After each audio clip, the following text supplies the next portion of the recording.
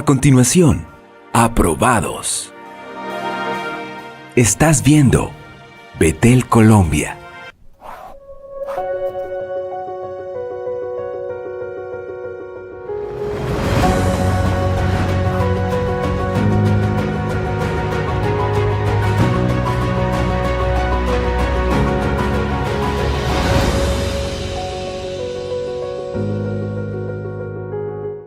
Dios les bendiga, sean bienvenidos a este segundo programa especial de Betel Colombia y Aprobados en ocasión del mes de la Biblia. Continuamos con esos programas que buscan motivar el amor, la investigación y la divulgación por la palabra del Señor. Y hoy tenemos un invitado especial, pero antes quiero recordarles que en el episodio anterior estuvimos con el pastor Humberto Henao trabajando Ecos de la Reforma. Así que si usted no lo ha visto, lo invitamos a que lo haga porque toda esta programación especial está conectada. Ahora bien, en este episodio tenemos como invitado a Hermes Chaparro, quien sirve a Dios en Bogotá como pastor de una de las iglesias de la zona 107. Hermes, Dios te bendiga. Bienvenido. Amén, hermano Javier, Dios lo bendiga. Amén. Qué gusto estar aquí en este lugar, disfrutando de este tiempo que vamos a tener. Y así como en el programa anterior estuvimos hablando, se estuvo tratando de ecos, en esta ocasión hablaremos de ecos de la alianza, que será importante cómo se desarrollará. Con Javes hemos tenido oportunidad de compartir en diferentes ocasiones. Ahora hacíamos memoria en el 2021 estuvimos con un programa también en el mes de la Biblia con el Instituto Bíblico Elim. Y creo que ya nos llevamos cruzando hace más de 14 años. Sí. 14 añitos. Desde la universidad, el estudio y ya después en la acción profesional, el ejercicio ministerial. Así es. En la universidad también tuvimos oportunidades, escribimos juntos en una revista. Trabajamos varios momentos para trabajar, varios diálogos con interreligiosos, doctrinales, debates, pero todo en aras de ese movimiento académico y fue interesante esos momentos. Ya ahora estamos en diferentes caminos, pero sirviendo al Señor. Él lo hace desde el ministerio pastoral y la enseñanza bíblica y yo estoy relacionado también con la enseñanza y en este bello programa de Aprobados. Entonces, qué bonito, Hermes, poder coincidir de nuevo, que han pasado los años, pero esa fraternidad académica permanece, y no solamente académica, sino que hemos tratado bien en esos años. Sí, gracias a Dios. Entonces, como ya lo mencionó Hermes, hoy hablaremos de ecos de la alianza. ¿Y por qué? Porque en ocasiones, cristianos y no cristianos suelen pensar que los dos testamentos, Antiguo y Nuevo, están separados, están divorciados. Incluso hay personas que dicen que el Nuevo Testamento es como un volver a empezar de la divinidad porque el Antiguo no le gustó. Se atreven a decir que son dos posturas de Dios diferentes que se contraponen y no es así. Hay una unidad y una intencionalidad en los dos testamentos.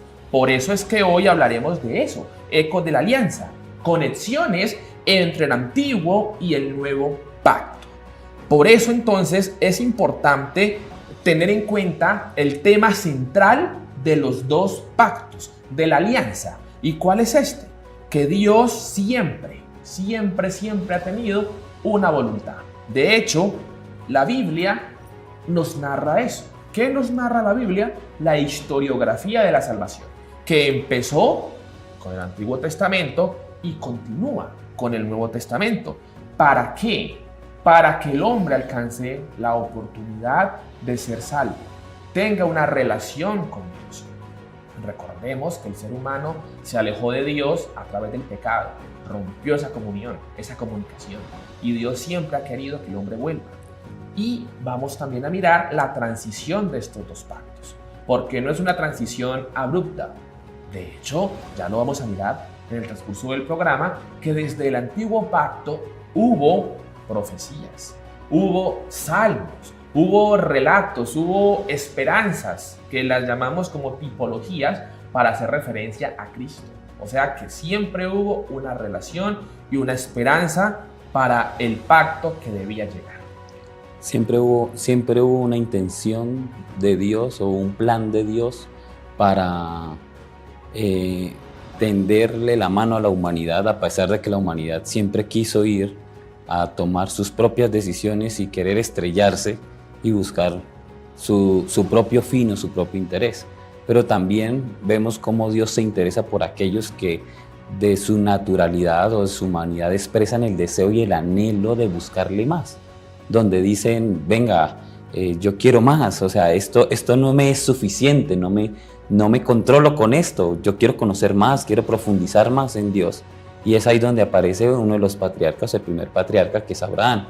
Y en Abraham se empieza a desarrollar el plan que Dios tiene para con la humanidad.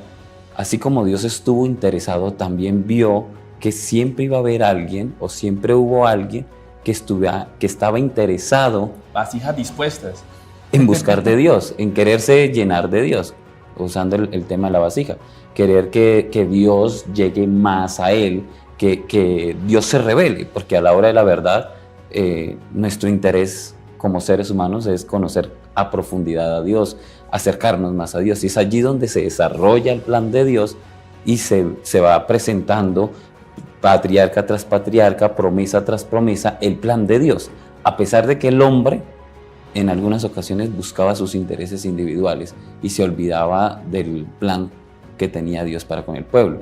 Y es allí donde se desarrolla el pueblo de Israel, o se desarrolla la elección de un pueblo, porque Dios llama a Abraham, Dios se revela a Abraham, pero es necesario que Dios elija un pueblo, o que se elija un pueblo, y es allí donde se elige el pueblo de Israel. Todos conocemos la visión que tiene Jacob allí en Betel, pero donde se va a desarrollar ese plan de Dios para con un pueblo, no solo con un hombre, porque en un hombre estuvo la promesa, pero en Dios, el interés de Dios de revelar al hombre que está interesado en formar un pueblo que se guarde para él. Y lo bueno es que allí con esa elección comenzamos con eso, el antiguo pacto que se da con la alianza con Israel, que es lo que están mencionando. Entonces tenemos ese antiguo pacto, esa alianza que continúa o se establece con lo que están mencionando. Y que el momento exacto lo encontramos en el libro de Éxodo, capítulo 19, versos 5 al 6. Allí es donde nosotros encontramos ese desarrollo general, o mostrando la revelación y el plan de Dios, diciendo, es que es con ustedes, es para ustedes a quien he llamado y para quienes he decidido entregar todo esto que he planeado, o este es mi deseo para con este pueblo. Y es allí en el monte Sinaí donde se desarrolla se establece esta lección, por así decirlo. Y este momento es la base esencial de todo el pueblo de Israel. Creería o afirmaría que sin este momento no tendríamos la base para poder decir, es que aquí fue donde Dios se reveló por completo a un pueblo en formación, a un pueblo que necesitaba ser formado por Dios, y que necesitaba entender que había un plan para ellos a pesar de lo que les rodeara. Es que por eso encontramos que allí en el Sinaí está como ese acuerdo, esa formalización del pueblo, ¿cierto? Encontramos precisamente que Dios les da al pueblo algo muy especial, los 10 mandamientos, lo que llamaríamos el decálogo, ¿cierto? Pero curiosamente, este decálogo, sí, claro, tenía un componente de relación con la divinidad, pero es que también incluye un factor social muy importante. Y aquí, en esta ley de Moisés, en esta ley, en este decálogo, podemos imaginarnos una imagen de la cruz, incluso en la ley. ¿Pero por qué? Porque miremos que los primeros mandamientos tienen una dirección vertical que tiene que ver con el hombre y Dios. Por ejemplo, no tendrás dioses ajenos delante de mí. Por ejemplo, no tomarás el nombre de Jehová tu Dios en vano. Por ejemplo, guarda el día de reposo, ¿cierto? Unos mandamientos que tienen que ver directamente con la relación. Pero Hermes, están también los mandamientos que podemos encontrar de manera horizontal, ¿cierto? Y que tienen un componente social importante. Por ejemplo, ¿cuáles se te ocurren allí? O sea, en este caso son los que influyen en la relación con el compañero, con lo que llamamos nosotros teológicamente el prójimo, con el que está al lado, como yo voy a cuidarlo también a él, como voy a respetarlo, voy a darle su lugar. Entonces, en esta parte, los 10 mandamientos, algunos los ven como una prohibición y es más como una prevención y un cuidado que debemos tener, porque si estamos hablando de un proceso horizontal, de cuidar a mi prójimo también, de verle como si fuera yo también, porque yo he de tener que agredirle y quitarle la vida, arrebatarle su existencia por un momento de efímera ira o enojo. Y mira que, ya que lo mencionas, recuerdo que en cierta clase en la universidad sobre antropología nos hablaban del pecado. Y muchas personas piensan que el pecado es ofender a Dios. Claro, se ofende el pacto. Pero si miramos el pecado, en su gran mayoría tiene un componente social. El que roba, pues le está quitando al vecino, al prójimo.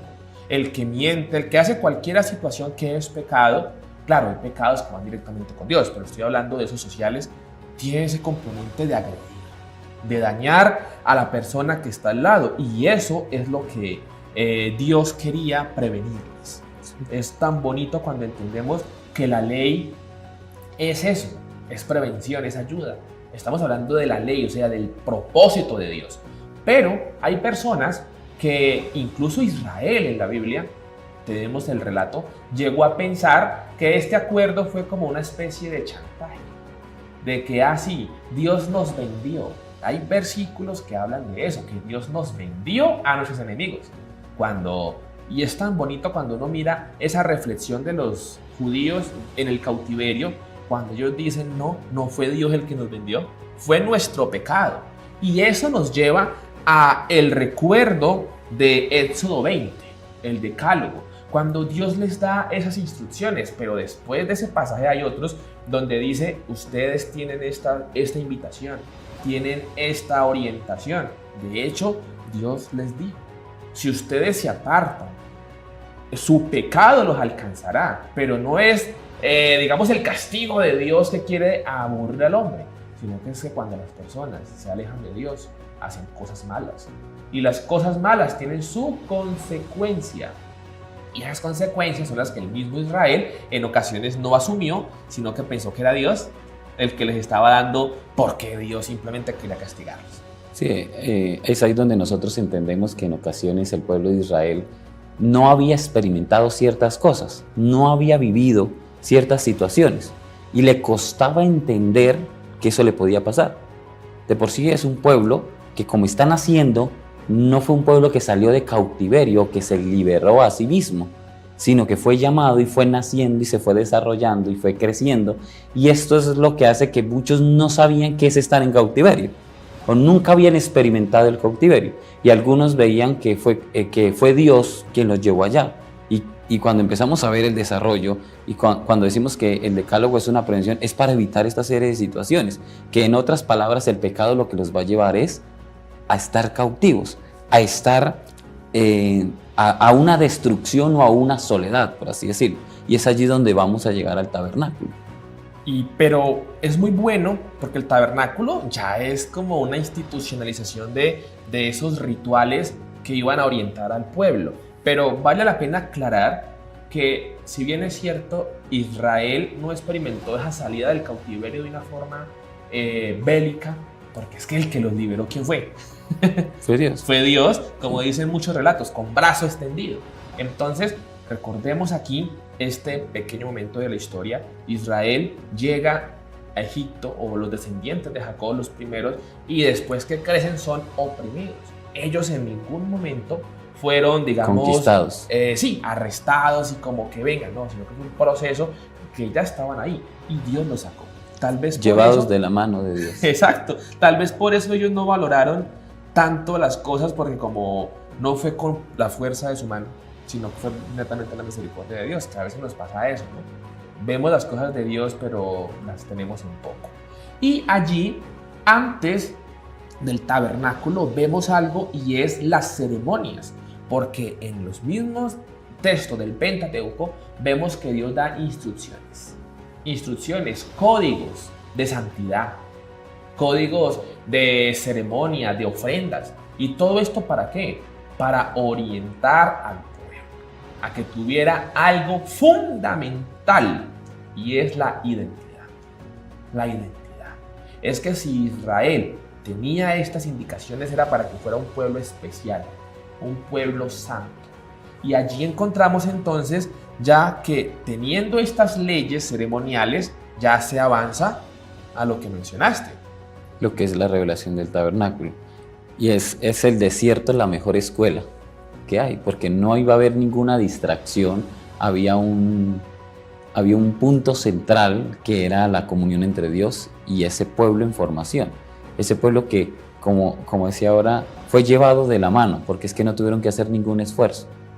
No tuvieron más sino que obedecer a la voz del profeta que les guió, que escuchó la voz de Dios, que fue llamado para ese momento, que fue Moisés. Y en ese desarrollo, en el desierto se empiezan a capacitar. Las leyes ceremoniales fueron dándole, ¿cómo podríamos decir? Como una especie de molde hacia donde Dios los iba a llevar, y que después les muestra institucionalmente lo que es el tabernáculo. Y en el tabernáculo hay algo que causa cierta maravillosidad, creo que es la palabra, o me maravilla mucho, la estructura de en sí del tabernáculo, de cómo Dios pone cada cosa en el lugar adecuado. Porque Dios básicamente le dio el plano, le dijo haga esto, haga lo otro, le dio los materiales. Y eso yo creo que a todos en primera instancia nos generó dudas, ¿cierto? ¿Por qué estas instrucciones, este plan arquitecto que Dios les dio? ¿Qué podríamos mirar ahí como que resalte?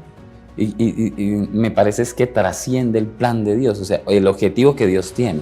Si estamos hablando de esa cercanía que Dios quiere tener con su pueblo, con el pueblo que ha elegido, cómo formarlo, ese pueblo que realmente le rinda sacrificios honestos, sacrificios reales, que haya un interés de servirle a Dios, de no ir en pos de otros dioses.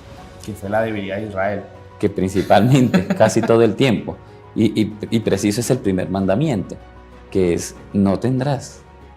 Y les dice, esa prevención, dice, ojo con eso, pero es en lo que ellos más se van a centrar, o es en lo que más problemas van a tener. Pero es que eso también sucede es porque Israel es joven, lo mencionaste hace un momento, no había estado, digamos, dependiendo de sí mismo, entonces todo pensaba que era por los otros dioses. Y al llegar a Canaán, ve instituciones ya sólidas, algo tan sencillo como los mismos cultivos, que eso es producto de la experiencia y cómo se trabaja, pero ellos lo asociaban a los dioses. Entonces todo era viendo las maravillas que hacían las demás divinidades, y por eso siempre la inclinación hacia irse para donde ellos, pero Dios los había prevenido, pero Israel a veces como que no escuchaba, y esos sacrificios son como un factor importante en esa relación con Dios. Así es, el pueblo de Israel pensaba que Dios era limitado, por así decirlo. Los otros tienen diferentes dioses para funciones diferentes, y nosotros tenemos un solo Dios. Y como que para ellos no había una intención. Y cuando aparece el tabernáculo, cuando Dios les empieza a revelar la estructura del tabernáculo, habla de un atrio y habla de un lugar santo. Y es ahí donde me maravillo mucho de cómo Dios planeó a detalle y le pudo entregar al hombre para que lo entendiera lo que debía suceder. Así como sucede en el tabernáculo, debía suceder en las vidas de ellos. Que cuando el sacrificio, la ofrenda de paz entraba, o la ofrenda entraba al tabernáculo, lo primero a donde encontraba, lo que se encontraba la ofrenda, era en el altar de los sacrificios. Y es bastante interesante que en este altar se encuentra todo lo que es relacionado a la muerte, lo que hay que rendir, lo que el pueblo tiene que rendir, lo que el pueblo tiene que dejar. Aunque también es claro y es evidente que estos sacrificios cubrían pecados, que ahora más adelante podemos volver a retomar esta parte, porque en este momento la ceremonia o el sacrificio cubría el pecado del pueblo, como que apaciguaba la situación, pero no los borraba como tal.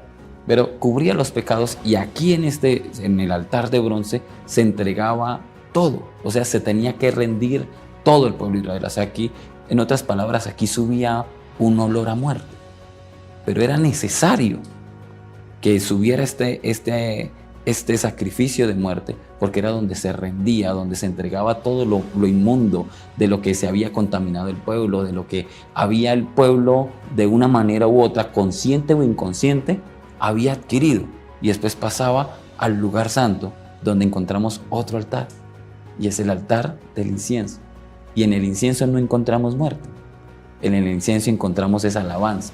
O sea, que Dios le está, en otras palabras, Dios le está mostrando al pueblo que allá se muere para que Él se pueda revelar a ellos, para que Él pueda estar con ellos, y ya el pueblo de Israel no va a tener que mostrar muerte o destrucción, sino que va a entrar a reconocer lo que Dios ha hecho por ellos.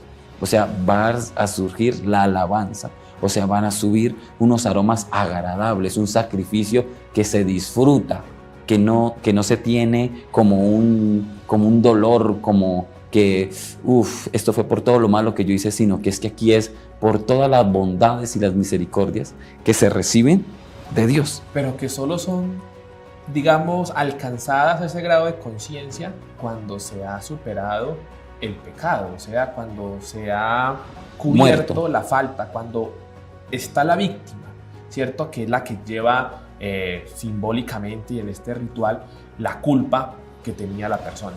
Pero es un proceso muy bonito que vemos allí, ¿sabes? Me parece, como usted lo mencionó, muy maravilloso ese proceso de Dios con el pueblo de Israel. Sí, y es aquí donde el pueblo entonces tiene que entender o lo visualiza, que en el tabernáculo está Dios, que en el tabernáculo se presenta Dios, y es ahí donde está la presencia de Dios.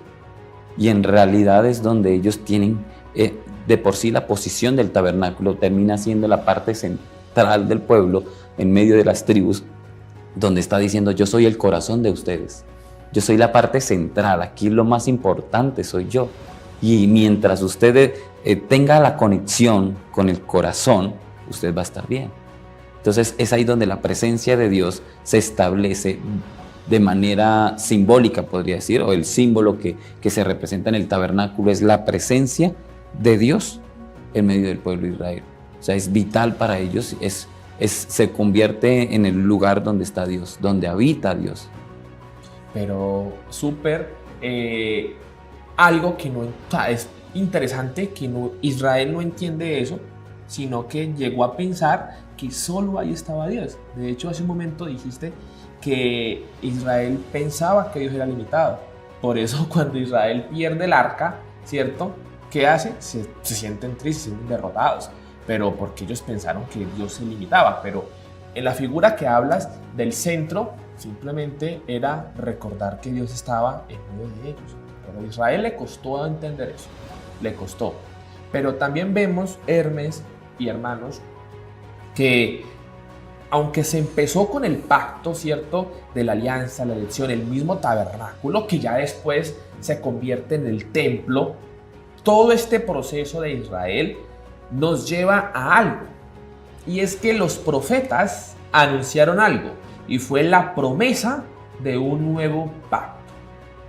Es decir, la misma planeación de Dios estaba en que hay algo que comienza, pero que tiene un plan mayor. Allí encontramos los textos mesiánicos, que hemos denominado así en algunas ocasiones, para vislumbrar lo que venía. Y encontramos profetas, ¿cierto?, que hablaron de esto. Encontramos profetas que anunciaron que habría un nuevo pacto. Por ejemplo, Jeremías 31 a 34 habla de eso y nos dice precisamente que ese nuevo pacto era más inclusivo. Miremos lo que dice la palabra del Señor. He aquí que vienen días, dice Jehová, en los cuales haré nuevo pacto con la casa de Israel y con la casa de Judá. Y el verso 32, no como el pacto que hice con sus padres el día que tomé su mano para que sacaran de la tierra. Lo dijiste hace un momento, que Dios los sacó de la mano, los llevó así con amor. Y habla de que, ¿por qué razón se requiere un nuevo pacto? Porque Israel invalidó, no obedeció, se salió del propósito. Le costaba. no, creo que no creyó que Dios era suficiente. Es que era, no, siempre le pregunto yo al pueblo de Israel, ¿por qué no fue suficiente? Si es que siempre cuando hubo la necesidad, Dios le respondió a la necesidad que necesitaba. O sea, no había necesidad de buscar respuesta en otro, pero siempre fueron en pos de los otros dioses. Desde luego cuando apareció la figura del rey, entonces fue en cierta manera correr un poco del centro a Dios, quitarlo un poquito, como decir, déjenos a nosotros, que nosotros podemos, que nosotros tenemos la posibilidad. No, nosotros ya nos sentimos un poquito más grandes, ya tenemos la capacidad de gobernarnos. Y por eso es que Dios le dice a Samuel, es que no te desecharon a ti, me desecharon a mí. Pero, ¿qué era lo que estaba pasando? Que para ellos nunca Dios fue suficiente. Y habían quitado a Dios del centro. Sí, lo fueron corriendo. Dios, pero después Sí, le fueron quitando el lugar que Dios tenía, la posición de Dios que era el centro del pueblo. Pero mira que es muy bonita la Biblia y eso es lo que a nosotros nos debe llenar de inspiración y ayuda, que cuando Israel tuvo problemas, y lo vemos en Ezequías, lo vemos con Josías, que venían de un tiempo súper turbio, súper oscuro, súper malo, pero cuando ellos llegan y se dejan instruir, ellos restauran. Y cuando restauran, Dios no se queja, Dios no les dice ¿por qué ahora sí?, sino que Dios da avivamientos. Y no es un Dios limitado, o no es un Dios que actúa como, entonces les voy a dar más poquito porque no hay sé que se me vuelvan, o ya sé que se me van a salir en el camino más adelante. No, siempre Dios estuvo se allí, interesó cerca, porque estaba su plan, o sea, ya estaba en pie su plan, el desarrollar la intención de Dios de estar junto al pueblo, de estar cercano al pueblo. Y siempre que aparecía la figura de esa persona que deseaba más de Dios, no es que yo quiero que Dios sea primero, que la posición de Saúl fue decir, yo lo puedo hacer. Fue como decir, no, esto no es para solo el sacerdote, déjenme que yo también lo puedo hacer. Pero después aparece otra figura del pequeño David, que fue elegido un poco menos estatura que la de Saúl, pero que el pequeño David, por así decirlo, él estaba interesado en ser grande delante de Dios, y que Dios estaba interesado en hacerlo más grande, de llevarlo a su grandeza. Y es allí donde siempre vemos que el que abre su corazón y el que está dispuesto, el que entiende la elección o lo que Dios ha hecho con el pueblo y trae la alianza que Dios viene trayendo con el pueblo, es donde surge el desarrollo que Dios puede darle al pueblo, y Dios profundiza raíces en el pueblo de Israel. Pero es que incluso cuando Israel se aparta de Dios, que lo dijimos ahora, no fue que Dios les dio una consecuencia, sino que su propio pecado generó esas situaciones. Dios con los profetas quería ayudarles. Con Jeremías les dijo, a ustedes les va a pasar esto por su pecado, pero o sea, Dios siempre buscando el lado para que Israel entendiera. Pero antes a Jeremías, por darles mensajes de consuelo y de esperanza, lo que hicieron fue lastimarlo. Pero con Jeremías y con otros profetas vemos promesa de ese nuevo pacto. Con Ezequiel mismo encontramos que él hablaba sobre esa esperanza. Joel, encontramos muchos que, porque la esperanza, o sea, el propósito de Dios era que más personas alcanzaran esa bendición. Y es que algo que mencionas ahora, Jeremías, es que Dios está dispuesto aún a usar a las otras naciones, porque es que con Jeremías Dios dio la gracia a Jeremías frente al rey para que mandara su sello, que en cierta manera era lo que lo iba a proteger de los enemigos, y cómo Dios usaba las diferentes naciones para decir, es que mi plan no se detiene, mi propósito con este pueblo no se detiene. Y lo vemos profeta tras profeta, lo vemos en los profetas mayores y lo vemos en los profetas menores, siempre mostrando su interés. Y cada vez que viene la profecía, viene la intención de decir, cuidado, porque esto te va a llevar allá. Pero si me sigues y si me obedeces y si me eres fiel, vamos a llegar acá, vamos a llevar a la grandeza a Israel. Y esa invitación es a la que después se va consolidando con la esperanza de ese nuevo pacto, que vamos precisamente a tratar después de una pequeña pausa. Por favor, no se desconecten de la programación de Betel Colombia y ya en un par de minutos continuamos con la programación especial de Betel Colombia y aprobados por el mes de la Biblia.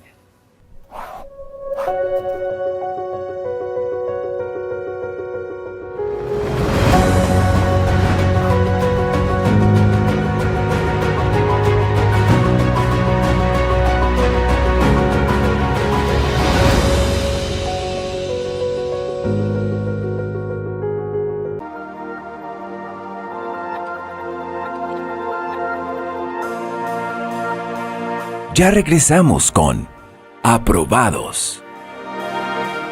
Estás viendo Betel Colombia.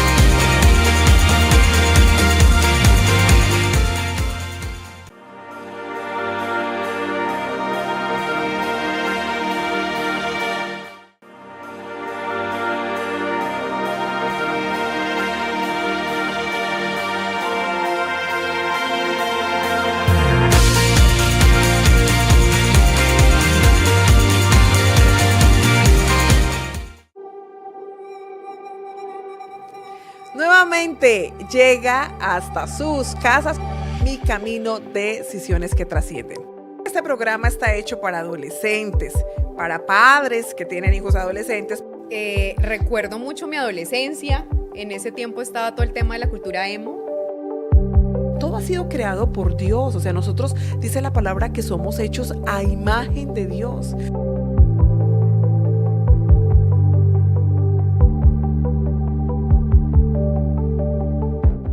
Mi Camino, lunes 7 p.m., solo por Betel Colombia.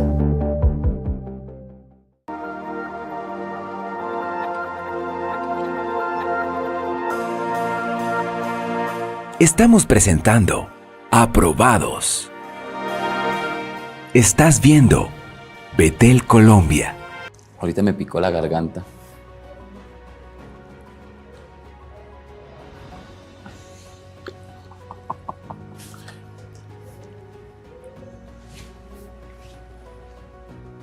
Continuamos con este precioso programa en ocasión del mes de la Biblia. Estamos precisamente en este año 2024 conmemorando los 507 años de la Reforma Protestante y por eso, una vez más, estamos enfocados con esta programación especial por el mes de la Biblia, hoy con el título de este programa, Ecos de la Alianza, conexiones entre el Antiguo y el Nuevo Pacto. Vieja, es que ahora antes de continuar esta parte de los ecos de la alianza, alguien me preguntaba por qué nosotros como obra celebramos el mes de la Biblia en octubre y no en septiembre. Y no tenían claro, y alguien me decía, es que a mí me dijeron, pues vamos hoy a hablar de la Biblia, mira a ver qué prepara. Pero él decía, pero le surgió la duda. Le podemos responder de una vez a los televidentes y a los hermanos que nos están viendo, ¿por qué nosotros la celebramos en octubre y no en septiembre? Claro, porque fue en octubre. Bueno, es que son dos datos súper importantes a nivel de la historia. Y es que en septiembre lo celebran los cristianos, pero los cristianos católicos. Y en octubre nosotros los cristianos protestantes o los evangélicos. ¿Y por qué? Porque los cristianos católicos lo hacen en ocasión de San Jerónimo, quien fue el que tradujo la primer Biblia común, que fue la Vulgata Latina. Entonces, como el mes de septiembre está asociado con San Jerónimo, quien fue un teólogo muy erudito, una persona muy estudiosa y que dio esta traducción, que dirigió las riendas de la religión por más de 1000 años, entonces fue allí y sigue siendo septiembre, mes de la Biblia, para todo el enfoque católico, pero octubre para nosotros. Tal cual. De pronto, si usted está allí al otro lado y tenía la duda de por qué nosotros celebramos en octubre, he aquí la respuesta para usted. La Por reforma. esa razón nosotros nos basamos en la Reforma principalmente, las 95 tesis de Martín Lutero. La apostillada de las 95 tesis para nosotros es esencial Que como fue ese día, ¿no? protestantes. 31 de octubre de 1517. Lo dijimos ahora. 7 años. 7 años, lleva a ser 507 años de reforma. Entonces, usted, tranquilo, igual, este mes es importante para crear escenarios, actividades, pero siempre, todos los días, hay que vivir la Biblia, predicar la Biblia, disfrutar la Biblia. No solo en octubre, No solo en sino hay que escudriñarla. Queremos estar cerca de Dios. Y aquí es donde volvemos a lo que es los ecos de la alianza, lo que nos hace la alianza y la importancia. Ahorita hablábamos de la promesa de un nuevo pacto. Ahora llegamos a la realidad del pacto. El pacto revelado a los hombres, el pacto llegado a los hombres, o el pacto del que se habló, del que los anteriores autores de cada uno de los libros del Antiguo Testamento hablaron o fueron inspirados por el Espíritu Santo para hablar de ese nuevo pacto, de lo que iba a transformar, lo que se iba a transformar el plan de Dios, hasta dónde iba a llegar la revelación de Dios a los hombres. Porque el hombre, si hablábamos de ver a Dios limitado, el hombre quería a un ser que vendría a establecer un dominio político social. Ese fue un error que sucedió, porque sí estaba esa esperanza mesiánica, pero lo dijiste, ¿a nivel qué? Político, a nivel social, transformador. Porque es que, si ustedes se han dado cuenta, hermanos, cuando la Biblia acaba en Malaquías, viene de un proceso de exilio, ¿cierto? De los persas, babilonios, persas, que llegan ya a la tierra de nuevo, pero ya en Mateo, romanos. Entonces, todo este tiempito que pasó allí, ese periodo intertestamentario, fue un momento muy maluco para el pueblo. Ellos estaban entonces esperanzados que iba a llegar un revolucionario. Ellos esperaban que llegara y acabara con todos los romanos. Pero viene y se establece la gracia y la salvación para los hombres por medio de Cristo. Una salvación espiritual, pero ellos la buscaban ¿cómo? Terrenal, física, política. De hecho, casi hacen rey a Jesús en un momento. Cuando Él les dio alimento, dijeron, vamos a volverlo rey. Pero era una forma de presionarlo para que hiciera lo que ellos estaban esperando. No, pues si eres el que creemos que es, pues venga, démosle un empujoncito porque es aquí donde queremos. Pero ese no era el plan, porque Él no venía a abrogar la ley, porque algunos es lo que quieren hacer ver o quieren presentar a Jesús que Él vino a incumplir la ley, y eso no podría pasar, pues eso no se podría suceder. Y es en Jesús el cumplimiento de todo el antiguo pacto, de todo lo que se había hablado, de todo lo que se había establecido, de todo lo que se había anunciado. Es Jesús el que establece ese puente. Yo suelo relacionar esta palabra, nosotros somos muy cuidadosos al hablar de religión, de establecer la palabra religión, pero yo siempre digo, tengamos en cuenta el significado real de religión, porque es religae, volver a unir, y eso es lo que viene a hacer el Maestro, eso es lo que viene a hacer Jesús, volver a unir a Dios y al hombre, porque el hombre estaba separado de Dios, por cuanto todos pecaron, fueron destituidos de la gloria o de la presencia de Dios. No había forma ni por la ley, pero es la gracia, es este desarrollo, esta manifestación que hace la reunión, o como dice el término, religae, volver a unir. ¿Qué lo había separado? Porque algunos dicen, no, es que eso fue lo que separó Dios. No, es lo que el pecado había separado, había dividido, había creado un abismo entre Dios en algún y los momento expliqué esa parte de la ruptura de la comunicación recordando la escuela dominical.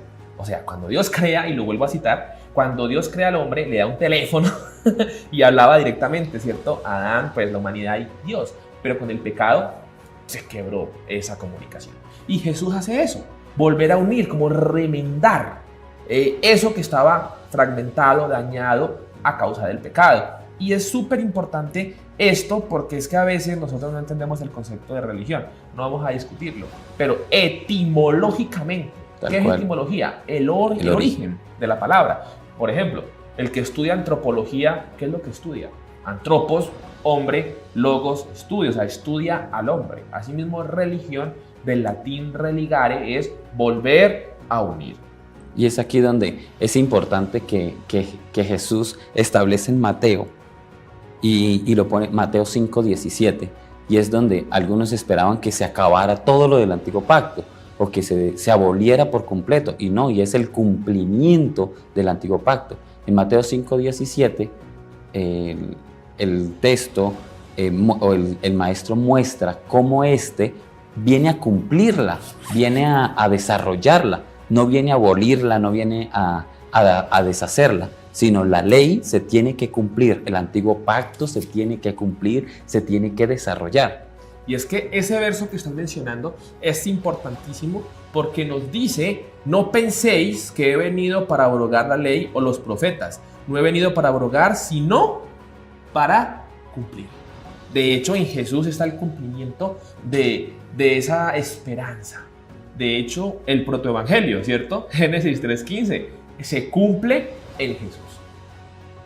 Así es, y es este Jesús el que se va a entregar y que se va a rendir, y es donde sí van a haber una especie de cambios con respecto a lo que es la parte ceremonial, los sacrificios, porque ya no va a haber un sacrificio, y es aquí donde vamos a retomar el tema que hablábamos, que aquí ya no va a cubrirse el pecado, aquí se va a limpiar, se va a borrar, y este sacrificio va a ser una vez y para siempre. O sea, no significa que cada cierto tiempo a Jesús le tocaría presentarse, sacrificar, morir en la cruz, derramar toda la sangre, porque es un sacrificio una vez y para siempre. Que eso es lo que algunas posturas teológicas dentro del cristianismo hacen en cada ceremonia.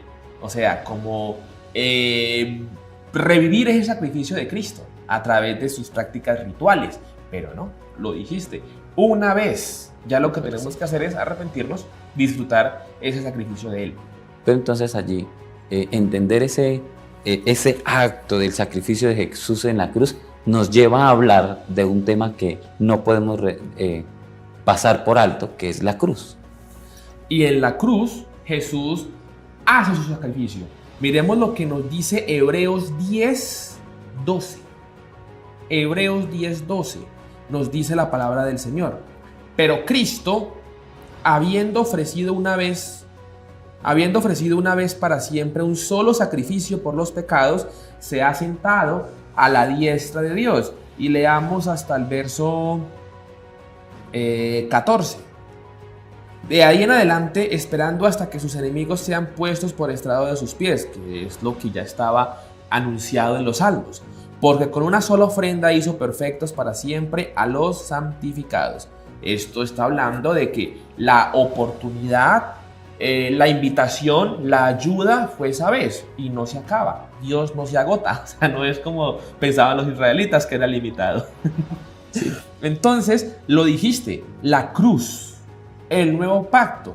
Podemos decir entonces que el primer pacto fue ¿dónde? En Sinaí. Y es un pacto que se denomina la ley. ¿Por qué? Porque era básicamente a través del cumplimiento estricto de esa ley. El cumplimiento de esos 10 mandamientos y de otro montón que se han inventado pues no inventado, habían identificado para estricto cumplimiento, sobre todo los fariseos. Bueno, también hay reglas que ya estaban como muy opresoras y ahí ya decimos que las inventaron. Bueno, son reglas que fueron surgiendo al pasar de las diferentes alianzas, porque hubieron nuevas alianzas, hubieron alianzas de santidad o alianzas de sanidad, que fueron apareciendo delante del pueblo, y algunos las fueron llevando a querer, debo tomarlo en el sentido puro e inocente del ser humano, quererlas cumplir lo mejor posible, ser lo más celosos posibles. Pero ya cuando se colocaba la dignidad de la persona y donde ya importaba era más la apariencia, ahí ya entramos a una definición de cómo se abusa y cómo nos inventamos nuevas reglas, que fue lo que le pasó a los fariseos. Recordemos la parábola del publicano, ¿cierto? Que este fariseo entra diciendo: yo no soy, yo sí hago, yo sí todo lo otro, pero este no. Entonces, el cumplimiento de la ley, importante. Sí, y es que ahí pasa que el ser humano radicaliza lo que no es capaz de hacer. O sea, personal. No estoy hablando de general, sino... la realidad son los fariseos, que ellos radicalizaron lo que ellos no fueron capaces de cumplir, pero que querían exigir porque tenían una apariencia de perfectos, y entonces yo sí, como yo sí, entonces ustedes también, pero radicalizaron para aplicarlos a otros, para no vivirlo de ellos. Por eso, ¿cómo se les dice a los fariseos? Sepulcros Blanqueados. O sea, por fuera, limpios, bonitos, pero por dentro, evidentemente, un sepulcro. Entonces, ya el antiguo pacto se caracterizaba por ese cumplimiento de la ley, ese cumplimiento estricto. De hecho, si una persona era de otra nacionalidad, de otro pueblo, y quería entrar, no era bienvenido a menos que hiciera un proceso de conversión, lo que llamamos prosélitos, que es que empiece a cumplir las reglas, pero eso no eran todos, y a todos no los recibían. Pero aún así, ellos excluían a algunos.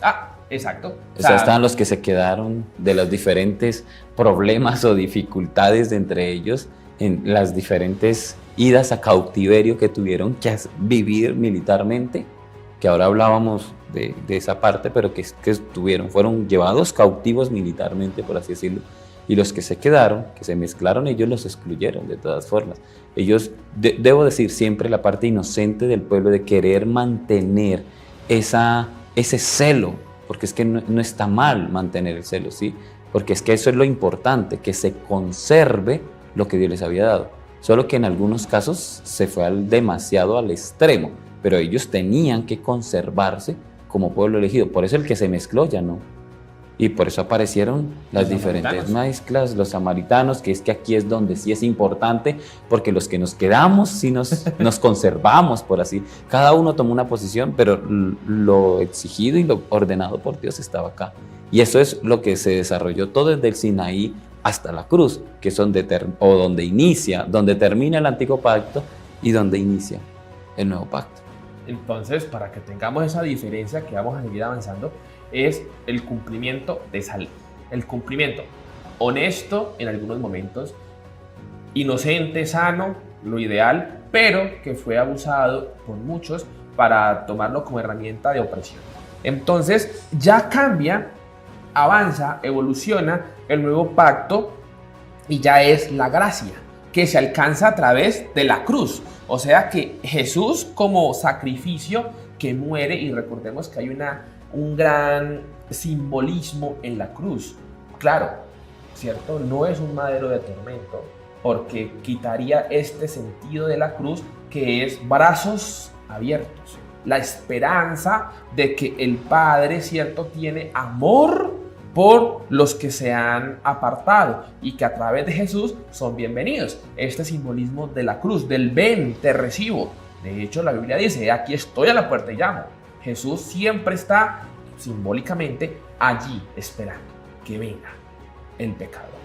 Entonces, la cruz es el nuevo pacto que se establece a partir de la sangre de Cristo. No hay más sangre de sacrificios de animalitos que, como usted lo mencionó, Hermes, cubrían el pecado, o sea, lo tapaban un poquito temporalmente porque después pecaba y tocaba otra vez, sino que ya en Jesús encontramos ese sacrificio para siempre. Y ya entonces entendemos que la salvación no depende de cumplir la ley, sino de tener fe en Jesús. Evidentemente, si yo tengo fe en Jesús y yo amo a Jesús, yo hago lo que dice Juan 14:15. Es un texto que creo que todos lo sabemos, pero es tan especial, a mí me encanta, porque es que a veces la gente piensa que creer en Jesús o amar a Jesús es un compromiso sencillo, un compromiso como vacío. No, miremos, si me amáis, guardad mis mandamientos. Aquí entramos a esta premisa de el amor significa cumplimiento. El amor significa hacer las cosas no para obligar a otros. Lo mencionaste. Se ponían reglas o esos paradigmas que no se iban a cumplir para oprimir a los demás, para aparentar. Entonces, este nuevo pacto es la fe en Jesús, pero que la fe nos lleva a amar. Y si amamos a Jesús, si amamos su palabra, si valoramos el sacrificio que hizo, vivimos para Él. vivimos para Él, nos enfocamos en Él y entramos a una transformación a partir de esa fe que hemos depositado. Porque Jesús con su muerte nos da la justificación, ¿cierto? Pero también entra el proceso de regeneración que en anteriores episodios hablamos de ello a partir de mi arrepentimiento y de la fe que yo tengo en el Señor. Entonces, hay esta conexión que venimos trabajando hoy. Gracia, cruz, fe, ¿para qué? Para que esa fe en Jesús, ¿a qué nos debe llevar? A una vida en el Espíritu, que es ya estar disfrutando del Señor. Y es ahí donde el maestro es muy cuidadoso. Ahorita hablábamos de un celo inocente, y Dios se encarga de mostrar cuál es el verdadero celo, hacia dónde debe ser, y empieza a establecer ese acto de poner la otra mejilla, ese acto de ir a milla adicional, esa forma de establecer, bueno, sí, es importante, son una viva imagen, son un ejemplo, son transformados, pero tenemos que mostrarlo con evidencias claras, con cosas que podemos hablarle al otro. Una transformación que es que todos vean. No solo una apariencia, sino una transformación real. Ahora, ya no es un celo, debo decir, ya no es un celo inocente, sino que es un plan de Dios que muestra al hombre y le dice, es que no solo tienes que fingirlo, hazlo, es una realidad. Este acto, este momento te tiene que transformar, te tiene que llevar a otro aspecto, a un cuidado diferente. El acto de poner la otra mejilla, el acto de caminar una milla más, de un estadio más, te está diciendo, no es solo de palabra, también es de actos, que es algo que estoy proponiendo, es algo que tiene que ser transformador desde adentro hacia afuera, que se tiene que ver reflejado desde luego adentro, que ya no podemos hablar de sepulcros blanqueados, sino que es ser blanqueados en su totalidad. Y ese acto de ser blanqueados en su totalidad lo viene a culminar el Espíritu Santo, que es, Él dice, no me puedo quedar aquí con ustedes, porque si yo me quedo, no se va a cumplir lo que viene, que también hace parte de este acto misericordioso y del plan magnífico de Dios, que es, yo me voy, pero vendrá el Consolador. Paracletos, el otro Consolador, dice Jesús, para hablarnos de que no estamos solos. Necesitamos, al igual que Abraham, tener la disposición, ¿cierto? La disposición, porque de parte de Dios está todo. Tenemos la salvación en Cristo y tenemos la promesa del Espíritu Santo, que nos va a ayudar a tener una vida en el Espíritu, que es todas las enseñanzas que ya se consolidan a nivel moral con Jesús, ¿cierto? También de ese comportamiento, del mensaje del reino. El reino que no es solamente a futuro, sino que es un reino que se empieza a disfrutar, que se empieza a vivir aquí, en el ahora. Y ya el apóstol Pablo, en sus diferentes cartas, empieza a consolidar la doctrina para hacer, digamos, práctica la vida del creyente. Y aquí entonces dejamos una religiosidad a un lado y entramos a tener una manera de vivir como, podemos decir, como Dios manda, como Dios quiere, como realmente, no fingida. Y el Espíritu Santo viene a ser el que guía al creyente, el que lleva al creyente por el camino. Aquí en la tradición se nos ha enseñado que hay alguien que funge como intermediario, o la tradición ha enseñado que hay alguien que funge como intermediario y va a Jesús para que resuelva los problemas. Pero el Espíritu Santo no es un intermediario, es alguien que está con nosotros. Incluso nos va a ayudar en situaciones donde ni nosotros mismos sospechamos que tenemos necesidad. Y entonces el Espíritu Santo va a clamar, va a hacer que nuestra oración tenga sentido y nos guíe a poder llegar al Maestro y decir, es que es esto la necesidad que me trae aquí. O sea, el Espíritu Santo no es un intercesor, sino es el guía, el que va a llevar al creyente a ser transformado, a romper esa religiosidad, a romper con esas apariencias, a acabar con esa falsa inocencia y decirle, no hombre, es que esto se hace así, con hechos, guía, transforma. Y va a llevar al creyente y va a encaminar al creyente a lo que es el plan redentor y lo que hace la transformación, o lo que es decir el Espíritu Santo, o poder afirmar es que somos templo del Espíritu Santo, o poder decir es que el Espíritu Santo me guía. Para poder afirmar esto, es necesario que el Espíritu Santo sea el que lleva al creyente a esa transformación, a romper con esa religiosidad. Y que el creyente asuma el compromiso de tener lo que se denomina la amistad con el Espíritu Santo, ¿cierto? Esa relación que permita lo que dice la Biblia, que no vayamos a conquistar, porque hay una responsabilidad del hombre de mantenerse en la fe. Claramente, el que vive para Dios se esfuerza. El que vive para Dios busca estar siempre en comunión con Él. Pero entonces ya allí hemos encontrado, Hermes, esa relación, esa conexión que en ocasiones las personas van a pensar y han dicho que no es que son dos testamentos, son dos versiones de ese Dios, son dos dioses. No, hay una conexión entre el Antiguo y el Nuevo Testamento, y eso lo podemos entender con el título que le hemos puesto al programa: Ecos de la Alianza. Ecos, algo que debemos mantener, que está aquí, que está vigente y que nosotros debemos mantener, disfrutar la alianza en la que estamos, el pacto en el que estamos, vivir para Dios, compartir su palabra.